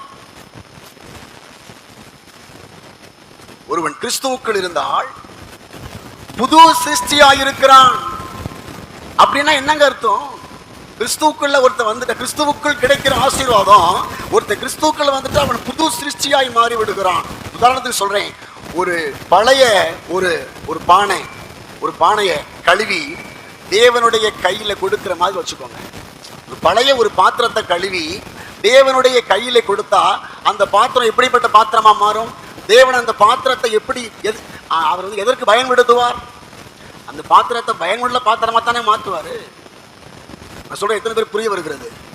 ஒரு பழைய பானையை நீங்க கழுவுறீங்கன்னா அந்த பானையை திரும்ப கொண்டு கவுத்தி வைக்க தான் கழுவுவீங்களா? அந்த பானையை நீங்கள் ஏதோ ஒரு காரியத்திற்கு பயன்படுத்துவதற்காகத்தான் அந்த பானையை நீங்க கழுவுறீங்கன்னு அர்த்தம். அப்ப ஆண்டவராக இயேசு கிறிஸ்து பாவ மன்னிப்பாகிய மீட்பை கொடுத்து ஒரு மனிதனை கழுவுகிறார் என்றால் என்ன அர்த்தம்? அந்த மனுஷனை புதுசாக்க காரணம் என்ன? அந்த மனிதனை அவர் பயன்படுத்த விரும்புகிறார் என்றார், பயனுள்ளவனாய் மாற்ற விரும்புகிறார் என்று அர்த்தம். நம்மில் எத்தனை பேருக்கு நான் கர்த்தருடைய கருத்திலே புதிதாக்கப்பட்ட பாத்திரம் என்கிற எண்ணம் இருக்கிறது? நான் புதிதாக்கப்பட்ட பாத்திரம், கர்த்தருடைய கருத்துல இருக்கிற பாத்திரம்னா என்னை ஆண்டவர் அவருடைய விருப்பத்திற்கு பயன்படுத்த போகிறார் என்கிற ஏக்கம், ஆசை நம்ம எத்தனை பேருக்கு இருக்கிறது? வாரத்தில் ஒரு நாள் சர்ச்சுக்கு வரோம். எனக்கு பிரியமான தேவனுடைய பிள்ளைகளே, நம் சபைக்கு வருவதனுடைய நோக்கம் என்ன? வேதம் வாசிக்க வேண்டும் என்பதனுடைய நோக்கம் என்ன? ஏன் ஆண்டவர் எனக்கு பாவ மன்னிப்பாகிய மீட்பை கொடுத்தார்? இன்னைக்கு ஒரு தீர்மானம் எடுங்க. ஆண்டவர் என்னை புதுசாக்கி வச்சிருக்கிறதனுடைய நோக்கம் என்ன? நீங்க என்ன பழைய பாத்திரமா புது பாத்திரமா? பாவ மன்னிப்பாகி மீட்பு உங்களுக்கு இருக்குதா? பாவ மன்னிப்பாகி மீட்பு நீங்க பெற்றிருக்கிறீங்களா? இயேசு கிறிஸ்து விசுவாசிக்கிறீங்களா? இயேசு கிறிஸ்து விசுவாசிக்கிறீங்கன்னா உங்களுக்கு பாவ மன்னிப்பாகி மீட்பு உங்களுக்கு கிடைச்சிருக்குன்னு அர்த்தம். இப்ப இயேசு கிறிஸ்து உங்களை கழுவிட்டாங்க நம்பிக்கை இருக்குதா? நீங்க என்ன பழைய பாத்திரமா புது பாத்திரமா? நீங்க புது பாத்திரம்னா, புது பாத்திரத்தை கர்த்தர் தம்முடைய கையில வச்சிருந்தாருன்னா அந்த பாத்திரத்தை சும்மா வெறுமனா வச்சிருப்பாரா? அந்த பாத்திரத்தை உபயோகிப்பாரா உபயோகிக்க மாட்டாரா? எங்க கானாவூர்ல ஒரு கல்யாண வீட்டுல அங்கே கற்சாடி இருந்துச்சு, கழுவுனாங்கன்னு இருக்குல்ல, அந்த கற்சாயினுடைய மகிமை என்ன? அந்த கற்சாயினுடைய செயல்பாடுகள் என்ன? அந்த கற்சாடியில் தண்ணியை ஊற்றினப்ப அந்த அந்த தண்ணியை இயேசு கிறிஸ்து ஆசீர்வதிச்சு அநேகருக்கு விருந்து கொடுத்தாரே, அதெல்லாம் சொல்லப்பட்டிருக்கிறது. கவனிங்கள், என்னை ஏன் கர்த்தர் எடுத்து பயன்படுத்த கூடாது? அவர் அதற்குத்தான் என்னை கழுவினார். எதுக்கு கழுவினாருங்க? அவர் கரத்திலே எடுத்து என்னை பயன்படுத்துவதற்காக கழுவினார். எங்க சும்மா நீங்க புரிஞ்சவங்க இப்படி சொல்றீங்க. நேற்று கழுவி வச்ச ஒரு சமைக்கிற பானை, சோறு சமைக்கிற பானை, நீங்க இன்னைக்கு சாயங்காலம் 4 மணிக்கு 5 மணிக்கு எடுத்து கழுவுறீங்க. எதுக்கு கழுவுறீங்க? அதுல சமைக்கத்தானே பயன்படுத்தானே நீங்க கழுவுறீங்க. இயேசு கிறிஸ்து மட்டும் உங்களுக்கும் எனக்கும் பாவ மன்னிப்பாகிய மீட்பை கொடுத்ததற்கு எந்த பிரயோஜனமும் இல்லையா? அவரு இந்த பாத்திரத்தை அவர் என்னதான் செய்ய விரும்புறாரு? தம்பி கழுவிட்டேன், திரும்ப கொண்டே உடனே அப்படியே கவுத்தி வைக்கிறேன் கழுவுறாரு. ஆனா நம்மில் பலர் எப்படி தெரியுமா இருக்கிறோம்? 4 மணிக்கு கழுவுவோம், திரும்ப கொண்டே கவுத்துவோம். மைக்கா நாள் 4 மணிக்கு கழுவுவோம், திரும்ப கொண்டே கவுத்துவோம். அந்த பாத்திரம் பயனற்ற ஒரு பாத்திரம். அதுல சமைக்கணும், அதுல குழம்பு வைக்கணும், அதுல கூட்டு வைக்கணும். ஒரு பாத்திரத்தை கழுவுனீங்கன்னா அந்த பாத்திரம் பயன்பட வேண்டும். இன்னைக்கு ஆண்டவர் நமக்கு கொடுக்கிற ஒரு புரிதல் என்ன அப்படின்னு கேட்டீங்கன்னா, உனக்கு நான் பாவ மன்னிப்பாகிய மீட்பை கொடுத்ததே, உன்னை கழுவுனதே எதற்கு அப்படின்னு கேட்டீங்கன்னா, உன்னை பயன்படுத்தத்தான்.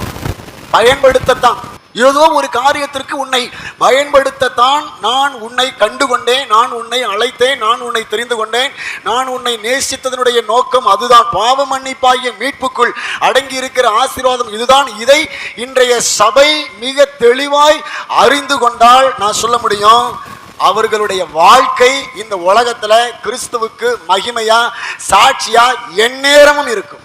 ஞாயிற்றுக்கிழமை ஒரு நாள் மாத்திரம் அல்ல, எந்நேரமும் அவர்கள் இந்த பூமியில கிறிஸ்துவை குறித்த உணர்வோடு வசன வாஞ்சையோடு ஆண்டவர் என்னை கொண்டு என்ன செய்ய விரும்புகிறார் என்கிற நோக்கம்தான், ஏக்கம்தான் மனதில் இருந்துகிட்டே இருக்கும். உதாரணத்திற்கு, பாவ மன்னிப்பாகிய மீட்பை பெற்றவன் எப்பொழுதும் அவனுடைய சிந்தை கிறிஸ்துவின் சிந்தையாக இருக்கும். எங்களுக்கோ கிறிஸ்துவின் சிந்தை ஞாயிற்றுக்கிழமை மட்டுமா? எப்போதும் கிறிஸ்துவின் சிந்தை உண்டாயிருக்கும். நம்முடைய வீடுகளிலே உபத்திரவங்கள் வருகிற நேரங்களிலும் எனக்கு உங்கள் எத்தனை பேருக்கு உங்க வீட்டில் பிரச்சனை வரும்பொழுது கிறிஸ்துவின் சிந்தை உண்டாகிறது? உங்கள எத்தனை பேருக்கு உங்க வீட்டில் சண்டை வரும்பொழுது கிறிஸ்துவின் சிந்தை உண்டாகிறது? சொல்ற கருத்து எத்தனை பேருக்கு புரிகிறது? உங்க வீட்டுல கணவன் மனைவிக்கு இடையில சண்டை வரும்பொழுது உங்களை எத்தனை பேருக்கு கிறிஸ்துவின் சிந்தை உண்டாகிறது? பண பற்றாக்குறை வரும்பொழுது எத்தனை பேருக்கு கிறிஸ்துவின் சிந்தை உண்டாகிறது?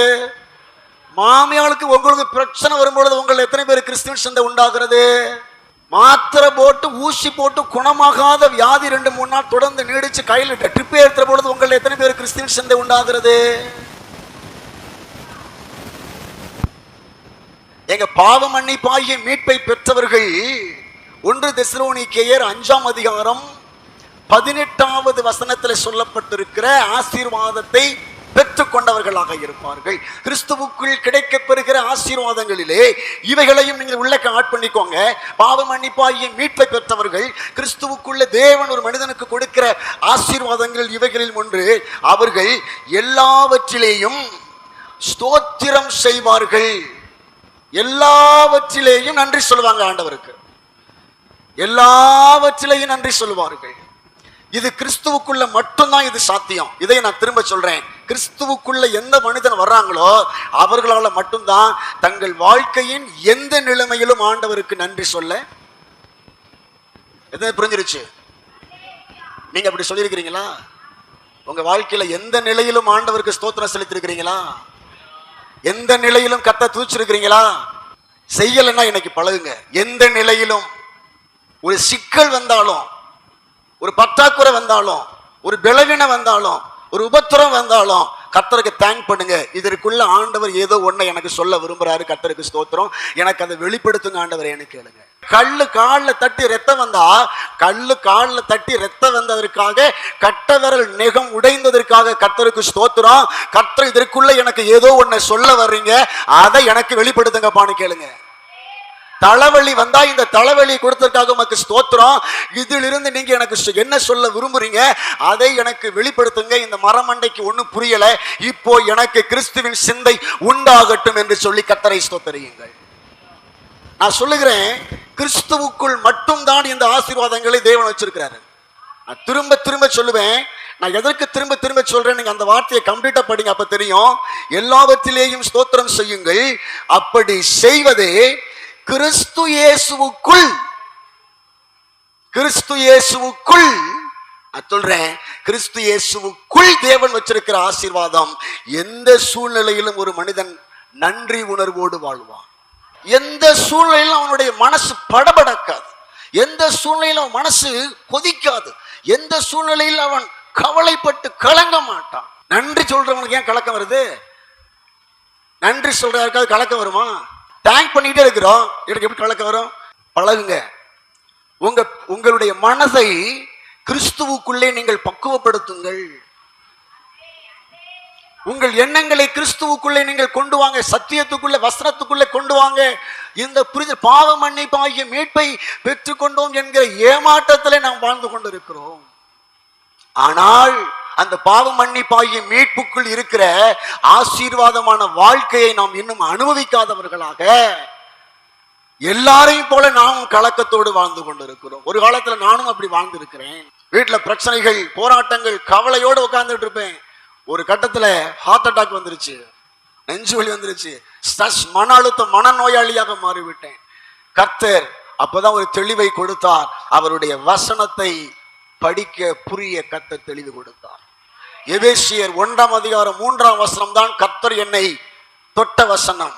அவர் கிறிஸ்துவுக்குள் உன்னதங்களிலே ஆவிக்குரிய சகல ஆசீர்வாதத்தினாலும் உங்களை ஆசீர்வதித்திருக்கிறார் என்கிற வார்த்தை தான் ஒரு நாள் அதிகாலை எனக்கு ஒரு இப்படி இந்த அசரிது என்று சொல்லுவார்களே, காதிலே அந்த சத்தம் எனக்கு ஒலிக்கிற, தூங்கி கொண்டிருக்கும் பொழுது எழு, எபேசியர் புஸ்தகத்தை படி என்கிற சத்தம் வருகிறது. ஏர்லி மார்னிங் அதிகாலையில் எழும்புகிறேன், எபேசியர் புஸ்தகம் படிக்கணும் சத்தம் வருது. ஒன்றும் புரியலைன்னு படிக்கிறேன். முதல் வசனம் படிக்கிறேன், 2ஆம் வசனம் படிக்கிறேன், 3ஆம் வசனத்தோடு நின்றுட்டேன். அங்கேயே கர்த்தர் எனக்கு ஒரு தொடுதலை கர்த்தர் அன்னைக்கு தந்தார். அன்னையில இருந்து இன்னைக்கு வரைக்கும் நான் பேசிக் கொண்டிருக்கிறேன். கிறிஸ்துவுக்குள் உன்னதங்களிலே இருக்கிற ஆசீர்வாதம் என்ன? அல்லேலூயா. அப்போஸ்தலர்கள் சொல்றாங்க, அவர் கிறிஸ்துவுக்குள் உன்னதங்களிலே ஆவிக்குரிய சகல ஆசீர்வாதத்தினாலும் உங்களை ஆசீர்வதித்திருக்கிறார் என்றவர்கள் சொல்லல, அவர்களையும் சேர்த்து சொல்றாங்க, நம்மை ஆசீர்வதித்திருக்கிறார். அப்படியான அவர்களுக்கு இருந்த ஆசீர்வாதங்கள் என்ன என்பதை ஆராய தேவன் அந்த வெளிப்பாட்டை கொடுத்ததுனாலதான் இன்னைக்கு நான் சொல்லுவேன், இன்னைக்கு நான் சுகமாய் நிற்கிறேன். இல்லைன்னா என் கதை எப்போ முடிஞ்சு போயிருக்குங்க. கவலைப்பட்டவன் தான், கவலைப்பட்டு ஹார்ட் அட்டாக் வந்துச்சு, கவலைப்பட்டு தலைவலி வரும், கவலைப்பட்டு நெஞ்சு வலி வரும், கவலைப்பட்டு உடம்பெல்லாம் டல்லாயிரும், சாப்பிட மாட்டோம், பைக் எடுத்துல எங்கிட்டு போயிடுவோம். எதுக்கு எடுத்தாலும் அப்படியே பிரச்சனை தான். கர்த்தர் அப்பதான் கொஞ்சம் கொஞ்சமா அதை புரிய வச்சு நீ ஏன் கவலைப்படுற, உன் கவலை எல்லாம் ஏன் மேல, உன் கவலை நான் சுமக்க ஆயத்தமா இருக்குதானே இருக்கிறேன், நீ ஏன் கவலைப்படுற.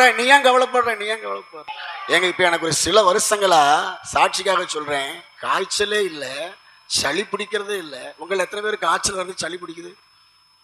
எனக்கு காய்ச்சலே இல்லை, சளி பிடிக்கிறதே இல்லை. என்ன பாஸ்டர் உங்களை மட்டும் கர்த்தர் காய்ச்சல் இல்லாம சளி பிடிக்காம பாதுகாக்கிறாரா அப்படின்னா, நான் என்னுடைய உடலை அதற்கு ஏற்ற பண்ணமாக தயார் பண்ணி கொண்டு வரேன். அல்லேலூயா.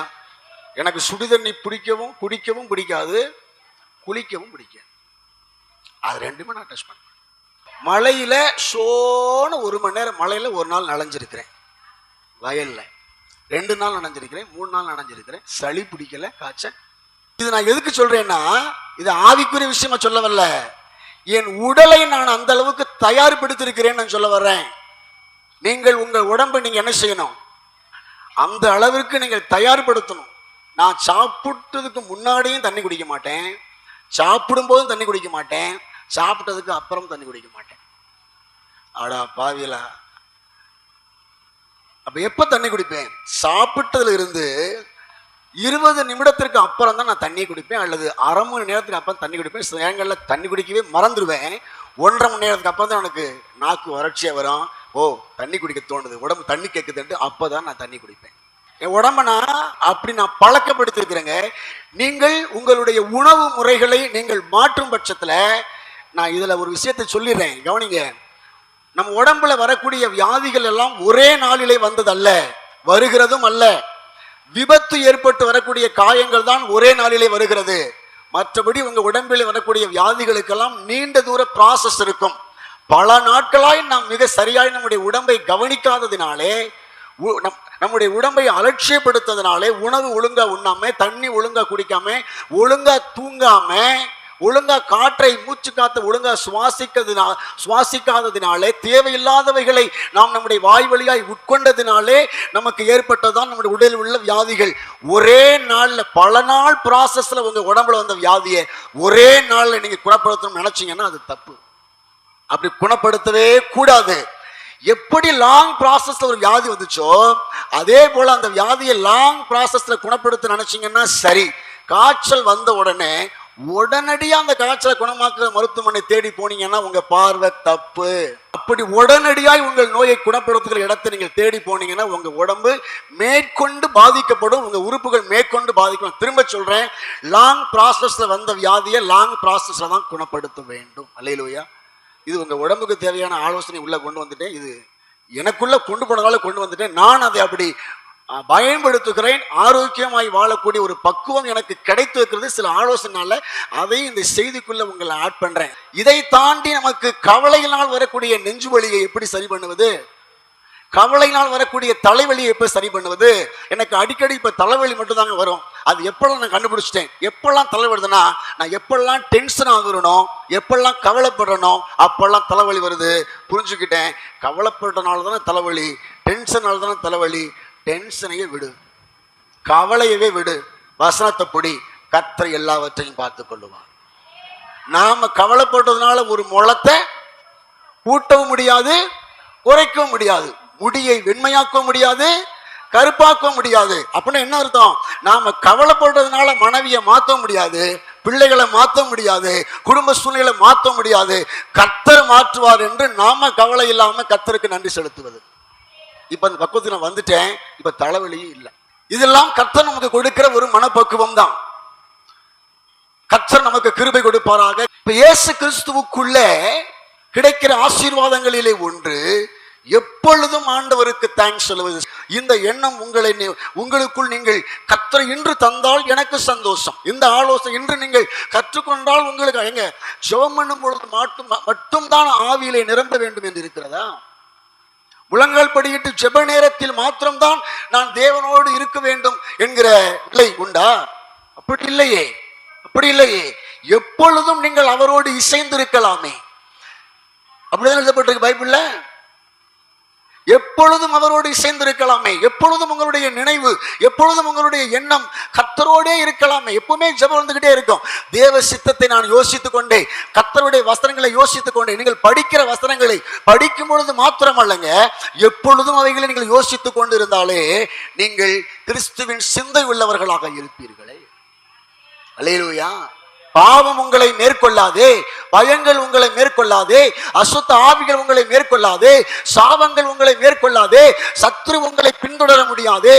ஏன்னா எப்பொழுதும் எந்த உணர்வில் இருக்கிறீங்க? நீங்க கர்த்தரை குறித்த உணர்வில் இருக்கிறீங்க. உங்க வாயில அசுத்த வார்த்தைகள் வருமா? யாராவது உங்களை வேணுமென்று வெறுப்பேற்றினால் கூட கர்த்தருடைய சிந்தை உங்களுக்குள் இருக்கிறபடியினாலே, கிறிஸ்துவின் பாவ மன்னிப்பாகிய மீட்பின் ஆசீர்வாதம் உங்களுக்குள் இருக்கிறபடியினாலே அந்த நேரத்திலும் நீங்கள் அமைதியாயிருப்பீர்கள், அந்நேரத்திலும் பொறுமையாயிருப்பீர்கள்.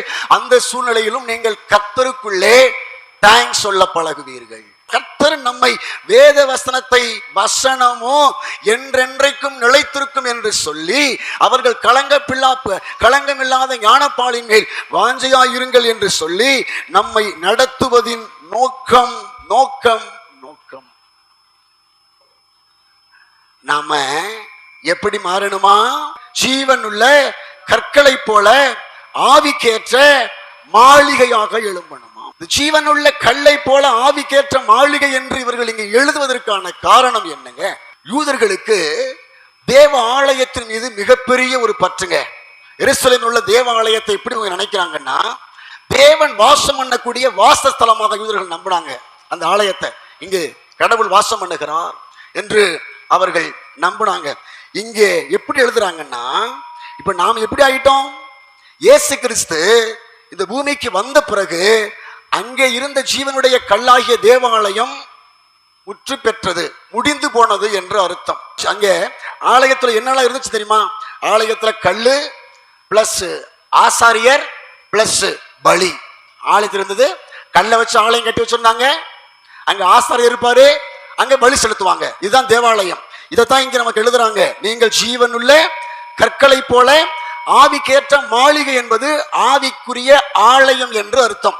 இயேசு வந்த பிறகு எருசலேம் தேவாலயத்தின் மீது இருந்த அந்த பார்வை, தரிசனம், அழைப்பு முடிஞ்சு போச்சுங்க. முடிஞ்சு போச்சு. எப்படி முடிஞ்சு போச்சு சொல்றவா? மத்தேயுவின் புஸ்தகம் 27ஆம் அதிகாரம் அதனுடைய 51வது வசனத்தில் எழுதப்பட்டிருக்கிறது. நம் ஆண்டவராகிய இயேசு கிறிஸ்து சிலுவையிலே தொங்கின அந்த நேரத்தில், ஜீவனை விட்ட அந்த நேரத்தில், ஆலயத்தின் தேவாலயத்தின் திரைசீலை மேல் தொடங்கி கீழ் வரைக்கும் இரண்டாக கிழிந்தது. அதாவது யூதர்களுக்கு இருந்த அந்த கல்லு தேவாலயம் மாற்றப்பட்டு முடிக்கப்பட்டு இப்ப தேவாலயம் எப்படி மாறிடுச்சு கிறிஸ்துவுக்கு பின்னாடி? அதாவது கிறிஸ்துவுக்குள் தேவன் மறைத்து வைத்துள்ள ஆசீர்வாதத்தை சொல்றேன். எப்படி மாறிடுச்சு அப்படின்னு கேட்டீங்கன்னா, கிறிஸ்துவை நம்புகிற விசுவாசிகள் தான் இப்பொழுது தேவாலயமாய் மாறுகிறார்கள். வசனம் சொல்லிடவா? 1 கொரிந்தியர் 3ஆம் அதிகாரம் 16வது வசனம் நமக்கு தெரிந்த வசனம் தான்.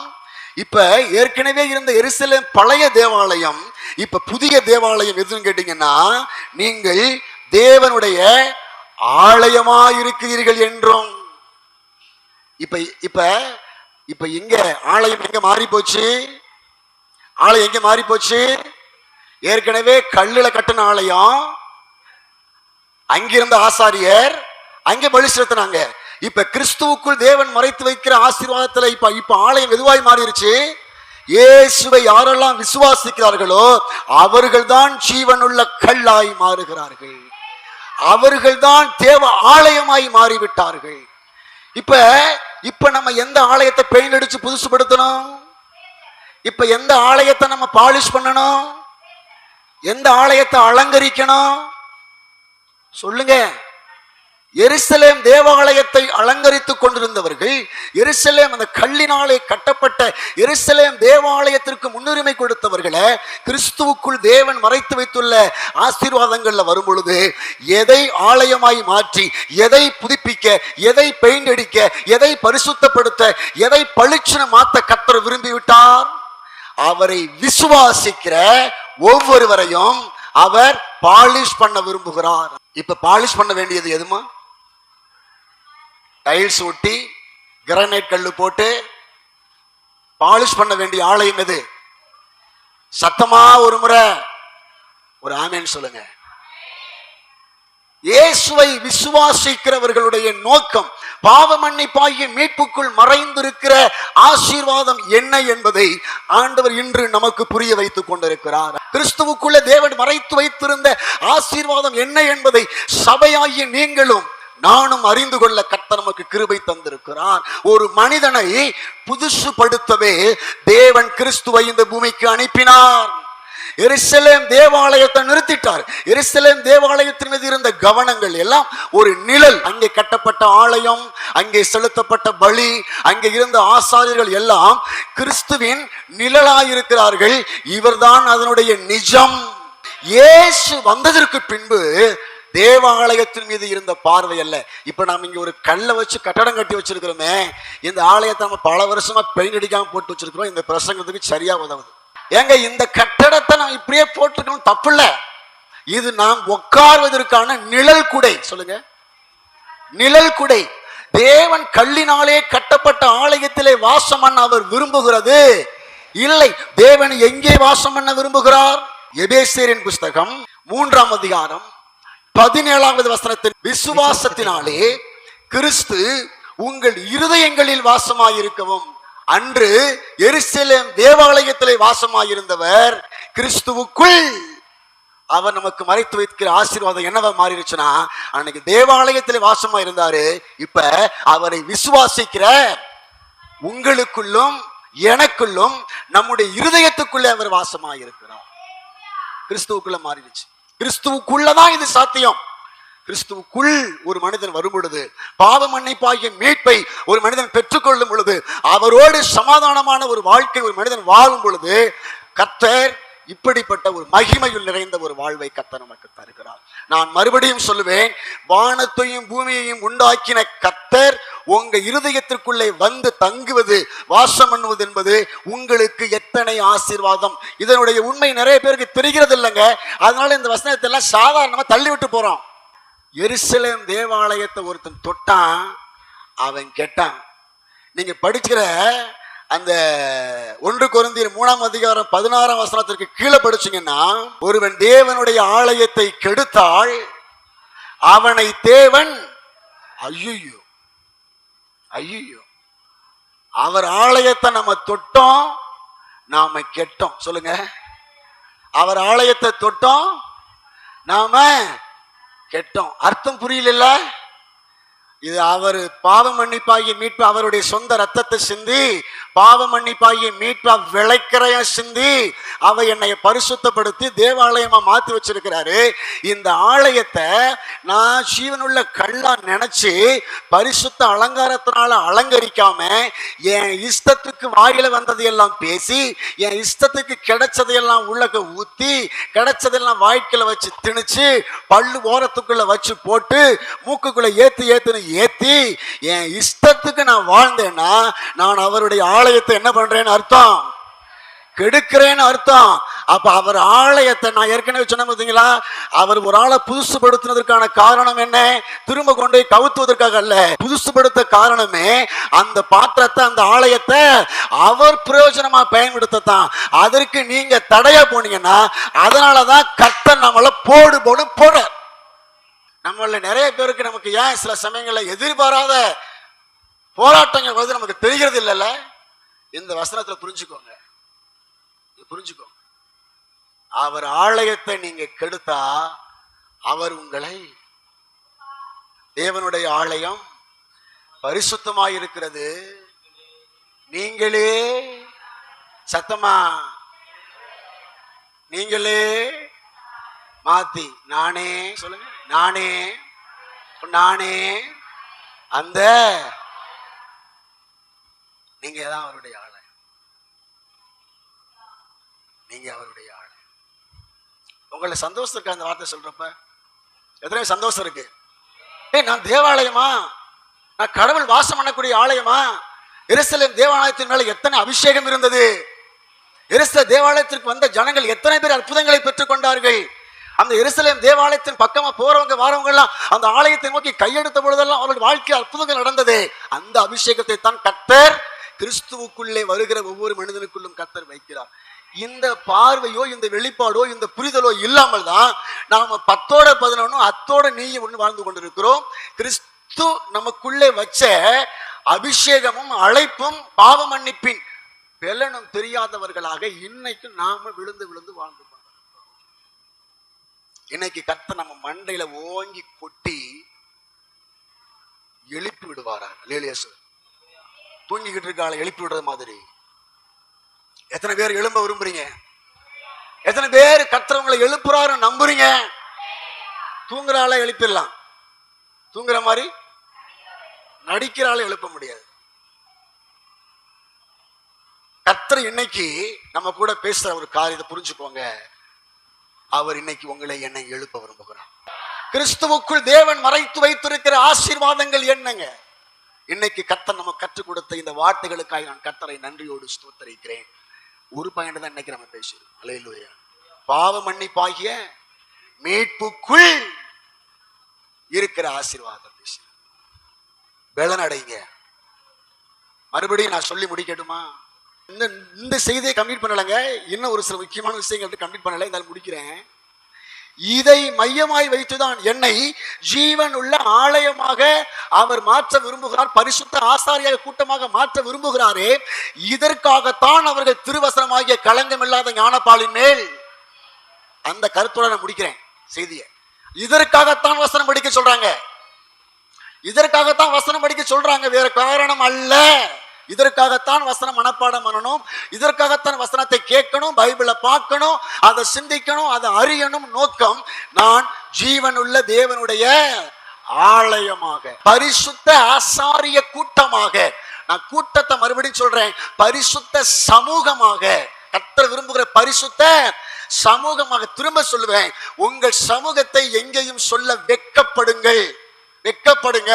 நீங்க எந்த சமூகம், தேவர் சமூகமா சொல்லாதீங்க, நாடார் சமூகமா சொல்லாதீங்க, அந்த ஜாதி சொல்லாதீங்க, தேவ வேளாளர் சொல்லாதீங்க, பல்லனா பறையனா சக்கிலியரா நீங்க செட்டியாரா எந்த சமூகம், தேவனுடைய பிள்ளையை ஆனால் பாவ மன்னிப்பாகிய மீட்பை பெற்ற ஜனம் பரிசுத்த சமூகமாக மாற வேண்டும் என்பதுதான் இங்கே எழுதப்பட்டிருக்கிற நோக்கம். இதற்காகத்தான் வசன அறிவு தேவை, இதற்காகத்தான் வேதத்தை படிக்க வேண்டும். வசன தெளிவும் அறிவும் வெளிச்சமும் இல்லாததுனாலதான் நாம் இன்னமும் நம்முடைய ஜாதியை தூக்கி ஆட்டம் ஆடிக்கொண்டு, நிறைய ஊழியக்காரர்களும் இன்னைக்கு ஜாதிக்கு அடிமையாக இருக்கிறார்கள். காரணம், வெளிச்சம் இல்லை, வேத வெளிச்சம் இல்லை.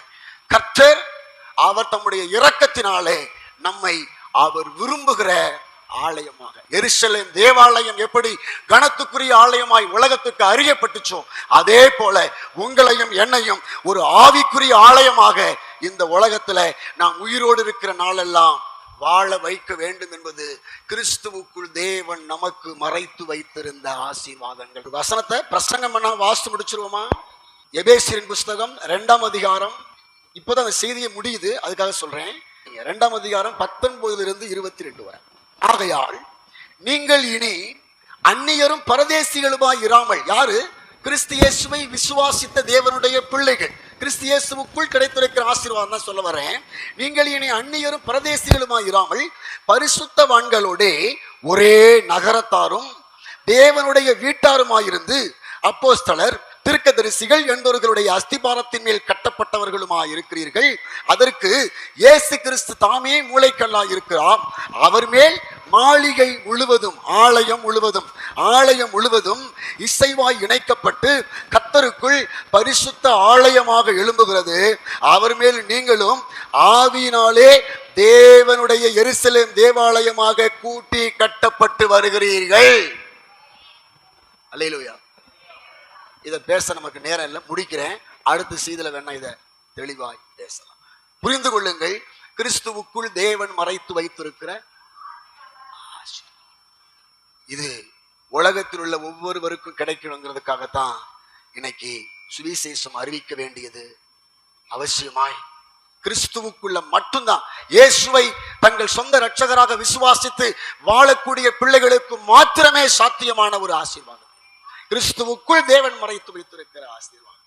உங்கள் மனதில் தீர்மானம் எடுங்கள், நான் கர்த்தருடைய கரத்தில் புதிதாக்கப்பட்ட பாத்திரமையானால் கர்த்தர் என்னை பயன்படுத்த நான் ஒப்பு கொடுக்கிறேன். அல்லேலூயா. இந்த கிறிஸ்துமஸ்ல நீங்க எத்தனை பேரை நீங்க கூட்டிட்டு வர போறீங்க? உங்க ஃப்ரெண்டை எத்தனை பேரை நீங்க சர்ச் யுனைட் பண்ண போறீங்க கிறிஸ்துமஸுக்கு? ஒரு லிஸ்ட் இன்னைக்கு எடுங்க, அவங்க பேரெல்லாம் எழுதுங்க. இன்னையிலிருந்து அவர்களுக்காக ஜெபம் பண்ண ஆரம்பிங்க. அந்த பேர் லிஸ்ட்டை எனக்கு கொடுங்க, நம்ம எல்லாரும் சேர்ந்து ஜெபம் பண்ணுவோம். கர்த்தர் அவர்களை ரட்சிப்புக்குள்ளே கொண்டு வருவார். எழும்பி நிற்போம், ஜெபம். கிறிஸ்துவுக்குள்ளே தேவன் மறைத்து வைத்துள்ள ஆசீர்வாதங்கள், அவருடைய கிருபையின் ஐஸ்வரியத்தின்படியே இவருடைய இரத்தத்தினாலே இவருக்குள் பாவ மன்னிப்பாகிய மீட்பு அடங்கி இருக்கிறது. இந்த பாவ மன்னிப்பாகிய மீட்புக்குள் இருக்கிற ஆசீர்வாதம் என்ன என்பதைத்தான் இன்று கர்த்தர் நமக்கு தெளிவுபடுத்தினார். இந்த தெளிவு நமக்கு இல்லாததினாலதான் நம்முடைய கிறிஸ்தவ வாழ்வு இத்தனை ஆண்டுகள் கேள்விக்குறியாயிருந்தது. ஜெய வாழ்வு இல்லாமல் இருப்பதற்கான காரணம் இந்த தெளிவும் புரிதலும் இல்லாததினால்தான். கர்த்தர் இன்று உங்களை தெளிவுபடுத்தி இருந்தால் ஆண்டவருக்கு நன்றியோடு ஸ்தோத்திரத்தை சொல்லுங்கள். கண்களை மூடுங்கள், கர்த்தரை நோக்கி பாருங்கள். இன்று நாங்கள் ஒரு தீர்மானம் எடுக்கிறோம். இன்று நாங்கள் தீர்மானம் எடுக்க விரும்புகிறோம். வேத வசனத்தின் மீது வாஞ்சையாய் வாழ ஆரம்பிக்கிறோம். திருவசனமாகிய களங்கம் இல்லாத ஞானப்பால ஒவ்வொரு நேரமும் நான் ஆசையாய் புசிப்பேன். தீர்மானம் எடுங்க. என்னை உன் கரத்திலே நீர் வைத்திருக்கிறீரே. நான் புதிதாக்கப்பட்ட ஒரு பாத்திரம், கர்த்தருடைய கரத்திலே இருந்து நான் பயன்படக்கூடிய ஒரு பாத்திரம். சாத்தானால் நான் வஞ்சிக்கப்பட்டு வேத வெளிச்சமும் வேத அறிவும் எனக்கு வந்துவிடக் கூடாது என்று என்னை விசுவாசத்தோடு இயேசு மீது கொண்ட நம்பிக்கையோடு வைத்து விட்டானே. வேத அறிவை நான் வளர்த்துக் கொள்ளக் கூடாது என்று, வசனத்தை படிக்க கூடாது என்று, வசனத்தை சிந்திக்க கூடாது என்று, வசனத்தை யோசிக்க கூடாது என்று. ஏன்னா அவைகளை கேட்டு விட்டால் எழும்பி விடுவாய், அவைகளை புரிந்து விட்டால் எழும்பி விடுவாய். இன்னைக்கு நீங்க ஆண்டவர் சொல்லுங்க, ஆண்டவர் எங்களுடைய கடந்த காலத்துல வேதத்தை குறித்த வாஞ்சை இல்லாமல் நம்ம வேதத்தை புறக்கணித்து வாழ்ந்த அந்த நாட்களை நினைத்து நாங்கள் வருந்துகிறோம். ஆண்டவரே, கர்த்தர் இன்று முதல் எங்களுக்கு வசனத்தின் மீது ஒரு காதல் உண்டாவதாக, வசனத்தின் மீது ஒரு ஆசை உண்டாவதாக.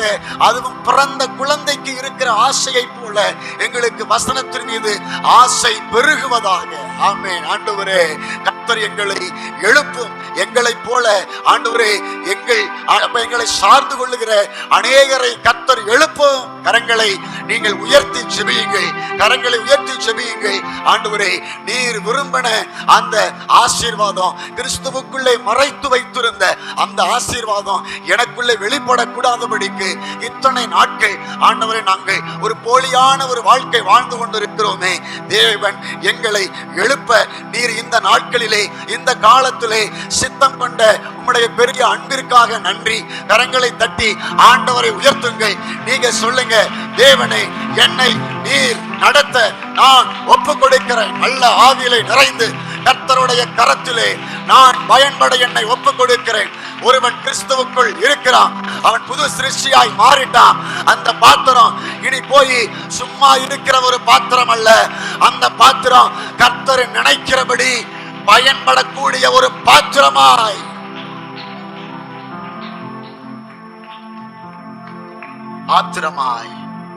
பாத்திரமாய் கர்த்தர் என்னை எழுப்ப ஒப்பு கொடுக்கிறோம். இன்னைக்கு இந்த ஆலோசனையை கேட்க நீர் கொண்டு வந்த உடைய பிள்ளைகளுக்காக நான் நன்றியோடு ஸ்தோத்திரிக்கிறேன்ப்பா. இன்னைக்கு வராம போனவர்கள் இந்த சத்தியத்தை அவர்கள் கேட்க வாய்ப்பு இல்லை. ஒருவேளை வாஞ்சியோடு சேனல்ல தேடி பார்க்கிறவர்களுக்கு அந்த கிருபை கிடைக்க பெறட்டும் ஆண்டவரே. இன்னைக்கு வந்திருந்த இந்த பிள்ளைகள் கர்த்தருக்காக கர்த்தருடைய கரத்திலே கொடுக்கப்பட்டு பயன்பட நான் இவர்களுக்காக ஜெபிக்கிறேன் ஆண்டவரே. தேவன் இவர்களை இன்று முதல் ஆண்டவரே நீர் பயன்படுத்த துவங்க ஒப்புப்படுத்த ஜெபிக்கிறேன் ஆண்டவரே. நீர் இவர்களோடு வாசமாயிருந்தால் இவர்களுக்கு கிடைக்கிற நன்மைகள் என்ன, நீர் இவர்களோடு வாசமாயிருந்தால் இவர்களுக்கு கிடைக்கிற ஆசீர்வாதங்கள் என்ன என்பதை இன்று முதல் இவர்கள் தங்கள் வாழ்நாளிலே ஒவ்வொன்றாய் அனுபவிக்க நான் இவர்களை ஆசீர்வதித்து ஜெபிக்கிறேன் ஆண்டவரே. கர்த்தர் அப்படிப்பட்ட அதிசயத்தினால் உம்முடைய பிள்ளைகளை கர்த்தர் என்று நிரப்ப நான் இவர்களுக்காக ஜெபிக்கிறேன். அற்புதங்கள் நடப்பதாக, அதிசயங்கள் நடப்பதாக, இவர்கள் போகிற வருகிற இடங்களிலே அசுத்த ஆவிகள் விலகி ஓடுவதாக என்று சொல்லி நான் ஜெபிக்கிறேன் ஆண்டவரே. நாங்கள் கர்த்தருடைய பிரசன்னத்தை சுமந்து செல்கிற தேவ ஆலயமாக எங்களை தயார்படுத்திக் கொள்ள எங்களை ஒப்புக் கொடுக்கிறோம் ஆண்டவரே. எங்கள் வாழ்வு முற்றிலும் கிறிஸ்துவுக்குள் மாறிவிட ஒப்புக் கொடுக்கிறோம் ஆண்டவர். பலன் தாங்க, தொடர்ந்து கர்த்தர் எங்களுக்கு கிருபை தாங்க, தொடர்ந்து கர்த்தர் எங்களோட இடைப்படுங்க, தொடர்ந்து கர்த்தர் எங்களோட பேசுங்க. எங்களுடைய ஸ்பிரிச்சுவல் லைஃப், அதாவது எங்களுடைய ஆவிக்குரிய வாழ்க்கை பல ஆண்டுகளாய் ஜெயம் இல்லாம பிரயோஜனமற்ற ஒரு வாழ்க்கையா இருந்திருந்தாலும் இந்த காலத்துல இந்த ஆண்டின் இறுதி நாட்களில் இருந்தாவது எங்கள் வாழ்க்கை கர்த்தர் விரும்புகிறபடி கிறிஸ்துவுக்குள் தேவன் மறைத்து வைத்துள்ள அந்த ஆசீர்வாதமான வாழ்க்கையை நாங்கள் மிக சரியாய் பெற்றுக்கொண்டு வாழ கர்த்தர் எங்களை எழுப்ப ஒப்புக் கொடுக்கிறோம். கரங்களை தட்டி கர்த்தரை மகிமைப்படுத்துங்க. நீங்க சொல்லுங்க, ஆண்டவரே எனக்கு கிருபை தாங்க, ஆண்டவரே எனக்கு பலன் தாங்க, கர்த்தாவே என்னை அடையாளப்படுத்துங்க. தேவனே என்னை இந்த பட்டணத்துல, என் தெருவுல, என் மாவட்டத்துல, என் மாநிலத்துல, என் தேசத்துல கர்த்தர் விரும்புகிறபடி பயன்படுத்த என்னை விருப்பம் கொடுக்கிறேன்.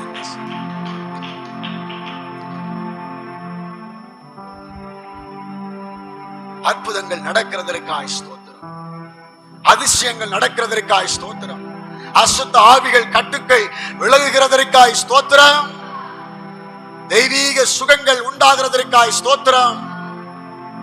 இதுவரை நடந்திராத காரியங்கள், இதுவரை நாங்கள் கண்களிலே இவ்விடத்திலே பார்க்காத அற்புத அடையாளங்கள் இனி நடக்க போகிறதற்காக ஸ்தோத்திரம். இதுவரை நாங்கள் இவ்விடத்திலே இந்த சபையிலே எங்கள் வாழ்க்கையின் மூலமாய் கேள்விப்படாத அற்புத அடையாளங்கள் இனி வருகிற நாட்களில் எங்கள் மூலமாய் நடைபெற போகிறதற்காக கரங்களை தட்டி கர்த்தரை மகிமைப்படுத்தி சொல்லுங்கள். தேவாதி தேவனே, நாங்கள் உம்மை ஸ்தோத்தரிக்கிறோம். தேவனே, தொடர்ந்து இந்த சபையோடு மாத்திரமல்ல, தொடர்ந்து நாங்கள் வசனத்தை எல்லா நேரம் கேட்டுக்கொண்டிருக்க, நாங்கள் பேசின செய்திகளை மறுபடியும் திரும்ப திரும்ப நானே அவைகளை கேட்டுக்கொண்டு கேட்டுக்கொண்டு பலப்பட, என் சபை மக்களும் அவைகளை திரும்ப திரும்ப கேட்டு கேட்டு பலனடைய கர்த்தர் எங்களுக்கு கிருபை தாங்க ஆண்டவரே. நீர் விரும்பின ஆசீர்வாதத்தோடு இந்த பூமியிலே வாழ எங்களை தாழ்மையோடு உடைய கரத்திலே ஒப்புக் கொடுத்து ஜெபிக்கிறேன். இன்றும் பிள்ளைகளை ஒவ்வொருவரையும் மனதார நான் வாழ்த்துகிறேன், ஆசீர்வதிக்கிறேன். ஊழியக்காரன் நீ கொடுத்திருக்கிற ஒரு பெரிய ஆசீர்வாதம், நீங்கள் யாருடைய பாவத்தை மன்னியாதிருக்கிறீர்களோ அந்த பாவம் அவர்களுக்கு மன்னிக்கப்படாதிருக்கும். நீங்கள் யாருடைய பாவத்தை மன்னிக்கிறீர்களோ அவைகள் அவர்களுக்கு மன்னிக்கப்படும் என்று சொல்லி உண்மையாய் உம்மை பின்பற்றக்கூடிய ஊழியர்களுக்கு அந்த அபிஷேகத்தை, ஆசீர்வாதத்தை கொடுத்திருக்கிறீங்க.